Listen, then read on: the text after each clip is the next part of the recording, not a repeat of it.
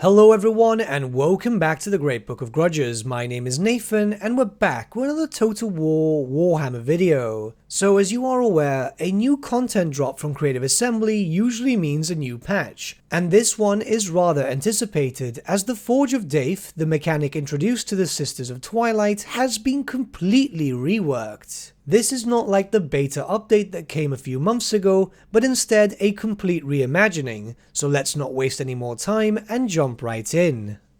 You'll already start to notice the change as soon as you begin your campaign. The Forge of Daith has been completely changed. It's still the Forge of Daith, and he dotes on your every whim, but this time it's focused on something else and not the dilemma mechanic of before. You'll also notice that there is a number up there, as there is a new resource attached to this. But the resource itself works in a similar way as to how you would activate the dilemma in the previous iteration. Just win some battles and you'll be able to get the resource that you need. Do bear in mind, however, that you're capped to 3 of this resource, so you can't just hoard the resource itself. Make sure to actually use it, or else any extra battles that you win will not count towards it.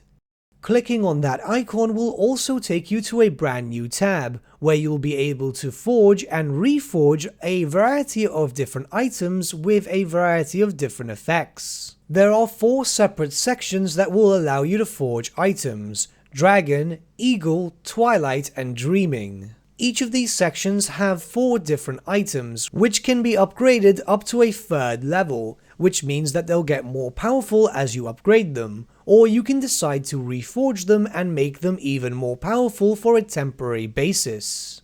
All of these items are quite different in terms of effects, so they could be used to benefit different characters depending on how you're having the playstyle focused on. And considering that the resource needed to make these items is focused around you battling, it won't take too long until you can create the items that you want.